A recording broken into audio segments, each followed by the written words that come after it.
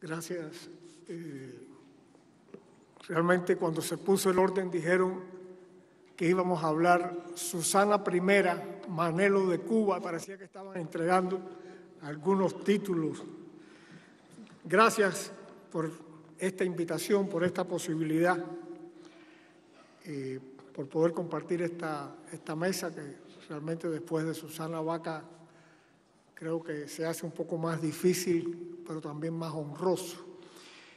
Y gracias también por permitirme ser uno de los compañeros de lucha que viene a afirmar que este foro es argentino y latinoamericano, como quien reafirma que no hay posibilidad en este camino de andar solos cada uno de nuestros países. Y creo que este foro quiere subrayar que tenemos que librar esta batalla y tenemos que ganar esta batalla todos juntos en América Latina y el Caribe. Por tanto, es un compromiso, es un honor poder llegar desde Cuba a sumarme a esta reflexión que también implica un serio compromiso. Susana decía que confesaba, yo también quería confesarme, no sé si es que estamos en tierra de papa, pero yo realmente cuando leí por primera vez el título de la mesa pensé que era una interrogación. Yo pensé que estábamos hablando de política cultural o politización de la cultura, o sea, una interrogación. Después dije, no, están contraponiendo dos nociones. Después dije, no, la O también quiere decir que son similares conceptos. Y realmente estas tres opciones se me fueron agitando y dieron lugar, en definitiva, a 11 pequeñas notas, pero al final 11, que son las que yo, si ustedes me lo permiten, quisiera poder colocar y compartir con ustedes. La primera realmente es tomar en cuenta que efectivamente la comunidad internacional ha venido prestando creciente atención en las últimas décadas al tema de las políticas culturales. Y es también cierto que en materia de políticas culturales, la cultura lleva ventaja en el consenso de qué entendemos por ella. Todavía es un concepto en desarrollo. Hay varias definiciones aceptables y aceptadas. Sin embargo, quizás el acompañamiento por este término de política, que desde sus orígenes se muestra polisémico, ha venido también a cargar prevenciones y aprehensiones, también por un uso y un abuso de lo que en nombre de la política se ha venido ejerciendo desde el empleo del poder.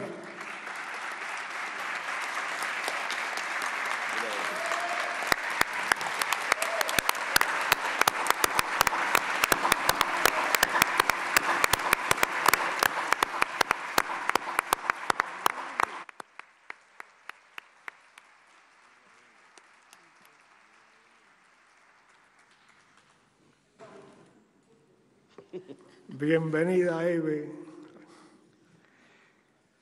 Decíamos que efectivamente por cultura se ha venido ventilando crecientemente, por políticas culturales se ha venido perfilando crecientemente una noción y una agenda que nos dio por llevar nuestra mirada hacia aquella conferencia mundial de México en 1982, que ya dotaba a la comunidad internacional de una vasta y enriquecida y esclarecida agenda de lo que podíamos nosotros estar contemplando si hablábamos de proyectar, diseñar una política cultural. Ahí estaba y se mantiene la creación artística, el patrimonio, las relaciones entre cultura, educación, comunicación, los temas de planificación y de cooperación, que en definitiva pueden ser revisitadas, pueden ser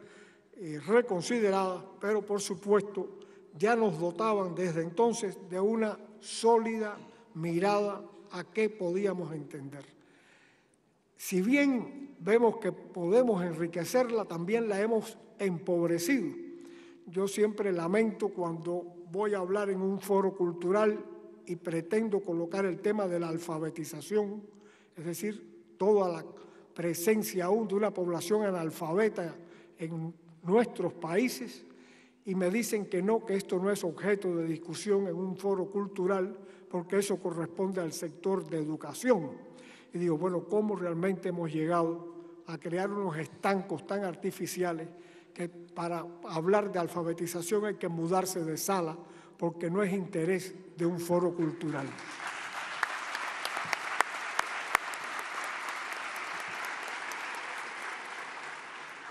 Creo que en este sentido podemos nosotros conformar una determinada agenda que viene también presentándose en el ámbito de la UNESCO. Aquí tenemos a dos embajadores de nuestros países en la UNESCO. Tenemos al maestro Estrella, tenemos también al maestro Galo Mora de Ecuador, que actúan a nombre de nuestros países en la UNESCO. Realmente en la UNESCO también se han adoptado documentos en torno a políticas culturales, pero siempre uno siente por qué en la UNESCO los documentos que aprobamos no tienen carácter vinculante. Realmente los documentos de la UNESCO parecen ser programáticos, parecen ser buenos consejos consensuados, pero todos salen de allí a interpretarlos y a cumplirlos según su vocación y su compromiso. Y realmente esto difiere notablemente, y valga la aclaración porque después vamos a entrar en esta materia, de los acuerdos en el ámbito de la Organización Mundial de Comercio, donde sí los acuerdos son vinculantes, donde sí quedan establecidos acuerdos de obligatorio cumplimiento para los países. ¿Y por qué en la cultura no? Porque en la cultura podemos salir con las manos libres para el mejor entender de cada gobierno. Y en materia de comercio salimos obligados a cumplir la pauta. Realmente sabemos quiénes dominan, quiénes crean esas pautas, quiénes mandan a que esos acuerdos sean de obligatorio cumplimiento. Un segundo aspecto que quisiéramos colocar es efectivamente la necesidad de dar mayores niveles de participación, de concientización y de democratización a los temas que tienen que ver con las políticas culturales.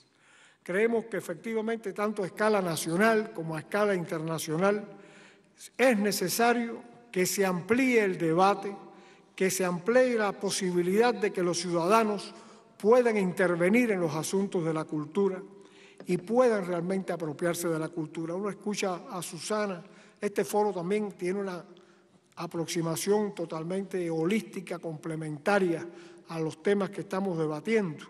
Y uno ha escuchado cosas tremendas acá para reafirmarse de que necesitamos a un pueblo, a ciudadanos, a ciudadanas cultas, para poder alcanzar los niveles de desarrollo de nuestras sociedades que necesitamos y aspiramos.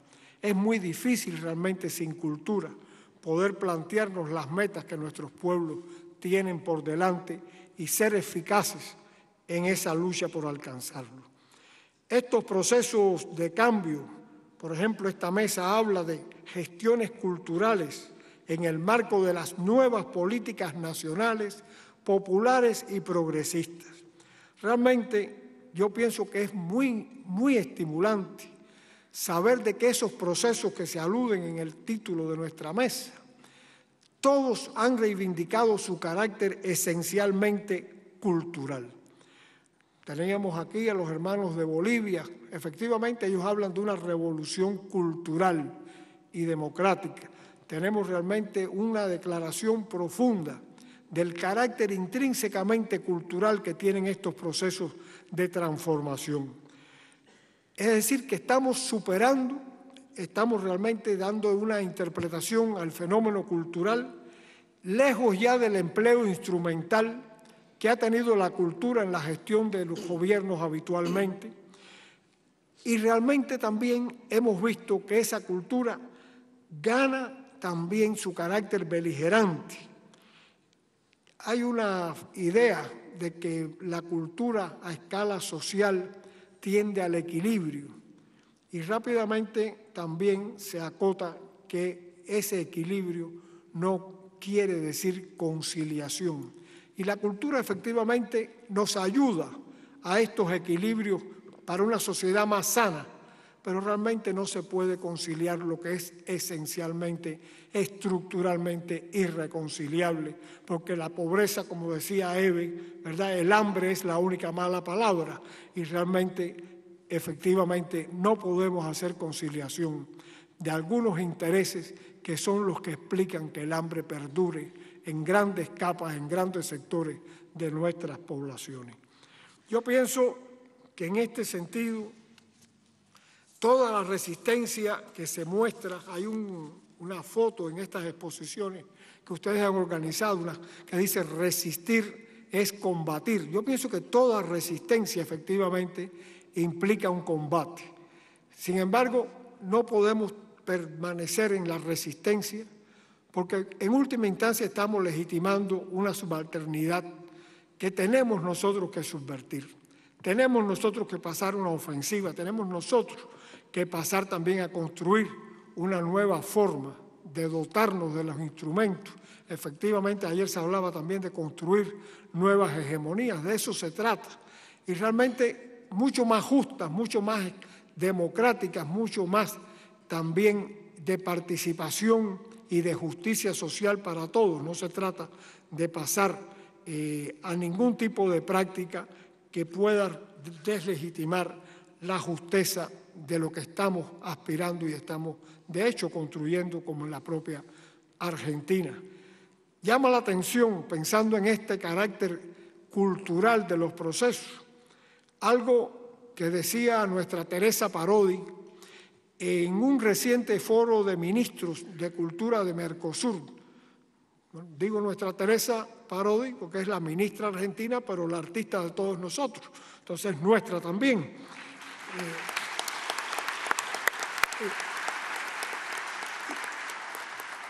Y decía la ministra argentina, a propósito de la última década, de los últimos años argentinos.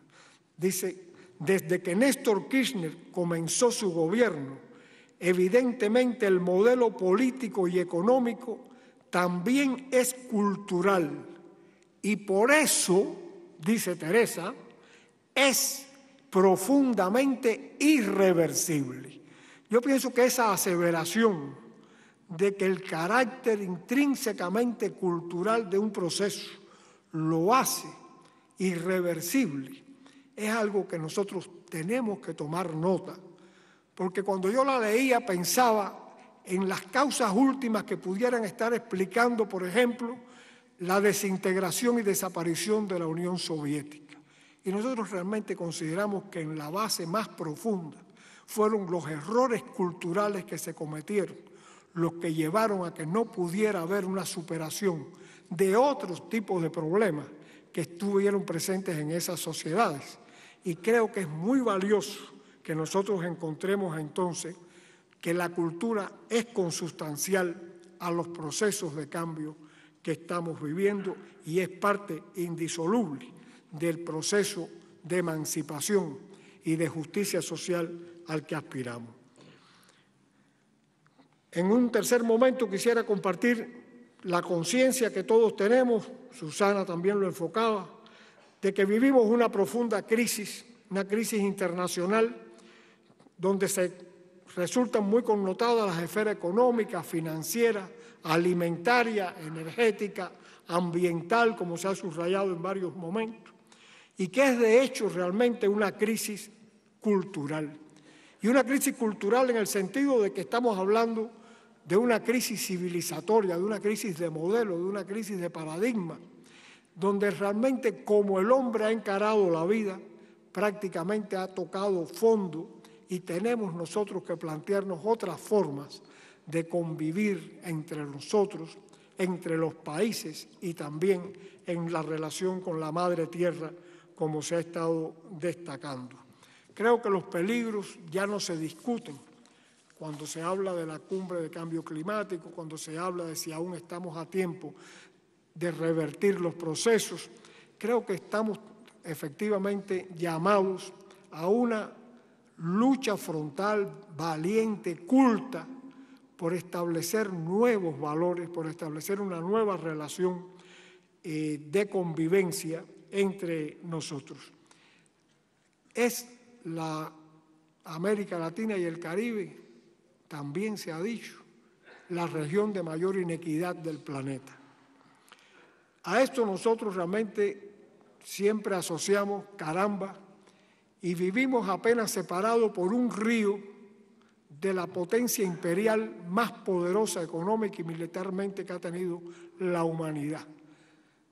Bueno, se ha dicho, ¿verdad?, que esa relación es una relación compleja y que explica muchas de las cosas de las que ayer y antier estuvimos escuchando, sobre todo ayer, de cómo se fue reconquistando la América de aquella primera independencia. Tanto tenemos, o sea, aquí Tristán situaba 3 palabras que a mí me parecieron fundamentales, esa triada, ¿verdad?, de revolución, independencia y victoria. Yo digo, bueno, realmente yo pude tener el privilegio de ver triunfar la Revolución Cubana y he tenido el privilegio de vivir y trabajar para ella prácticamente toda mi vida. Y yo recordaba entonces que cuando muy temprano en la Plaza de la Revolución de La Habana se aprobaba con brazos alzados una declaración llamada la Segunda Declaración de La Habana frente a una ofensiva ya de aquella época en la OEA contra la América Latina una vez más. Estamos hablando de aquellas alianzas para el progreso, estamos hablando de todos aquellos actos que se pretendieron poner en boga para adormecernos, para convencernos, para desmovilizarnos. Realmente la Segunda Declaración de La Habana ya decía que realmente venía un momento de segunda y definitiva independencia para la América Latina. Y estamos hablando de años 62.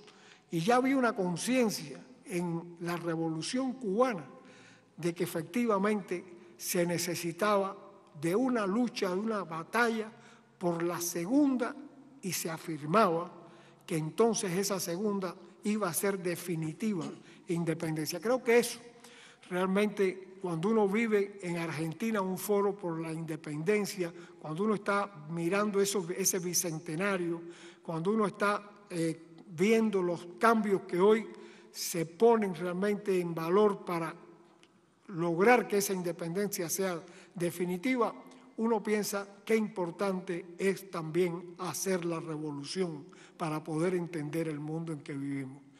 Y resulta entonces que esa revolución nos va colocando en conceptos donde, por ejemplo, alguien como el Papa Francisco, en su encíclica reciente, nos indica que es urgente avanzar en una valiente revolución cultural.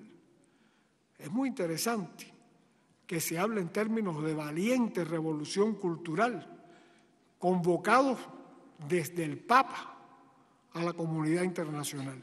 Yo creo que son cosas que realmente pasan por la idea, uno le da una lectura, vuelve sobre ellas. Yo leía y decía, bueno, alguien que sabe un poco de revolución como es Fidel Castro, decía que una revolución solo puede ser hija de la cultura y de las ideas. Y decía, bueno, realmente cuánta experiencia, cuánto que hacer se va conjugando para llegar a la conclusión, por una parte, de que si la revolución o los cambios son intrínsecamente culturales, los cambios son irreversibles. Y por otra parte, uno se acuerda entonces de que efectivamente para una revolución no hay otra opción que ser hija de las ideas y de la cultura. O sea, esto creo que va conformando un pensamiento, una posición para el tema que estamos tratando de colocar. En esta crisis de la que ya hemos referido, por supuesto, hay un signo que la distingue, que es su carácter, su proceso, el proceso de globalización. Hay un eminente teólogo, escritor brasileño, Frei Beto. Beto incluso habla de globocolonización, porque realmente es una globalización de signo francamente colonizador, de un signo francamente hegemónico, dominante. Creo que en ese sentido muchas son las cosas que tendríamos nosotros que plantearnos para encarar esa globalización desde posiciones que no pueden realmente comulgar con ingenuidades, como tampoco pueden comulgar con dogmatismos, ni pueden tampoco asociarse a nacionalismos estrechos, a posiciones conservadoras, a posiciones que nos estanquen, que nos hagan detenernos, que nos hagan realmente mirar hacia donde quieren los que mantienen esta posición de dominación sobre nosotros. Creo que nosotros tendríamos en este sentido que plantearnos frente a esos centros de poder planetariamente hegemónicos, tendríamos nosotros también que reconocer que sus producciones, que son colocadas en circuitos comerciales y mediáticos, han venido también asociándose como una gran maquinaria que ha socavado y ha minado la diversidad cultural. No pudiéramos hablar de políticas culturales con ingenuidad. Tenemos que realmente saber que hay una batalla presente, que están realmente apostándose por una homogenización de un signo francamente hegemónico que nos pretende desmotivar, desmovilizar, hacer iguales, bajar la guardia. Ha tragado nuestras industrias culturales, la propia industria editorial argentina, algunos baluartes lograron sobrevivir. No ha quedado prácticamente nada de la industria disquera.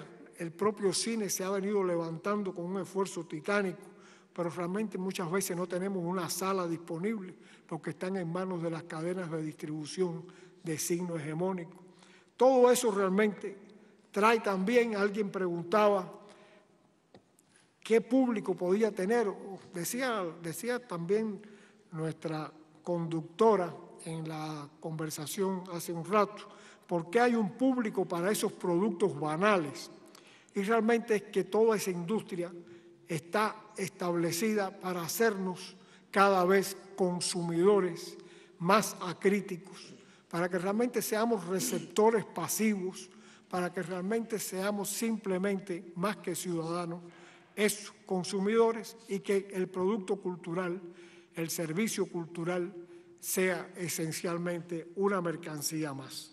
Creo que son peligros, que son batallas que se están dando hoy, donde ese producto se caracteriza por su banalidad, por su simpleza, donde se convierte en verdaderos fetiches que persiguen efectivamente adormecer y desmovilizar. A nuestro juicio, es ilegítimo, es inmoral que creadores y comerciantes, creadores entrecomillados, se asocien para sacar al mercado juegos cuyas reglas sea matar para ganar. Y realmente lo mismo vemos que el juego trata de matar especies en extinción que seres humanos. Creo que realmente las artes y las tecnologías que se funden en esos productos debieran cuidar también de la ética para no hacerse cómplice de tales perversidades. Esa galopante homogenización, 2 minutos, bueno, vamos a entonces tratar de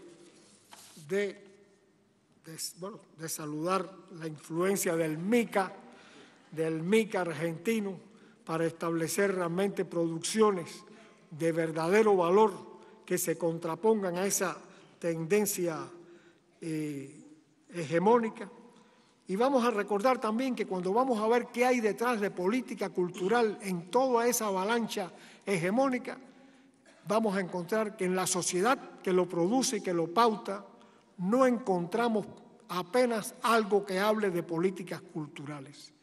Y revisando en los Estados Unidos, por ejemplo, algo como la Corporación de Política Estratégica, su presidente nos dice que la industria del entretenimiento y del ocio, lo declara explícitamente, la industria del ocio, así como los medios de comunicación, están sujetos en Estados Unidos a la política comercial, al igual que los automóviles. Creo que realmente uno puede entender mejor qué se nos viene encima cuando efectivamente son mercancías y no bienes culturales las que nos traen.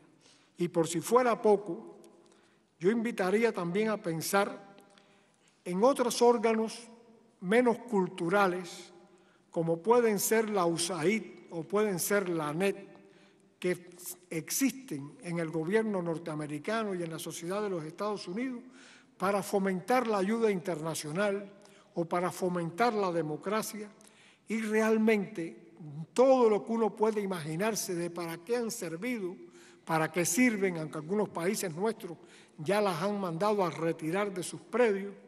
Uno, cuando lee un libro poco difundido para su valor, como La CIA y la Guerra Fría Cultural, de Frances Stonor Saunders, uno se percata que esa imaginación nuestra se queda muy corta para todo lo que se ha hecho por parte del poder hegemónico de los Estados Unidos por devastarnos culturalmente. Bueno, hay otras ideas, como por ejemplo el papel de los intelectuales. Pienso que una política cultural tiene que partir de reconocer el papel de los intelectuales, su participación activa, su capacidad protagónica. Creo que todo lo que podamos hacer por evitar en las políticas culturales prácticas clientelistas, prácticas de cooptación a un status quo que han estado vigentes en todo el neoliberalismo y en toda la práctica del capitalismo salvaje de mercado, creo que devolverle a la relación con los artistas y los intelectuales la dignidad, el respeto, la ética, que realmente fue avasallada, convirtiéndolo efectivamente en alguien que pedía ayuda y que recibía prácticamente una limosna. El Estado no está para mecenazgo. El mecenazgo puede ser una actividad realmente voluntaria de determinados sectores sociales, de determinadas personas. El Estado tiene la obligación de proteger la cultura y de proteger al artista y de proteger al intelectual. Y realmente creo que es muy importante que una política cultural haga valer ese respeto y esa dignidad. Pienso, por último, en una frase que habla también del momento que vivimos. Recuerdo al más universal de los cubanos, un poeta que cayó combatiendo con su pistola, que no tenía mucho ejercicio en su uso.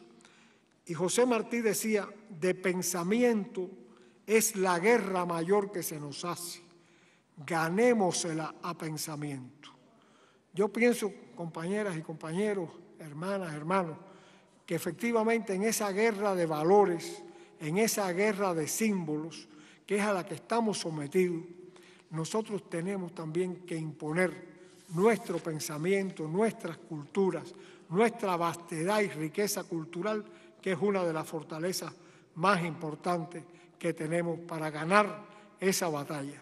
Y para seguir con la triada que Tristán nos propuso, en esa batalla hay un argentino que nos dejó cuál era la divisa, y lo hizo cuando hace exactamente 50 años se despedía de su pueblo, un pueblo que también lo hizo su hijo, un pueblo que también él sintió suyo. Y Che Guevara, ese argentino universal, nos dijo en su carta de despedida la tercera palabra que Tristán nos propuso. Y esta es una batalla y esta es una lucha hasta la victoria siempre.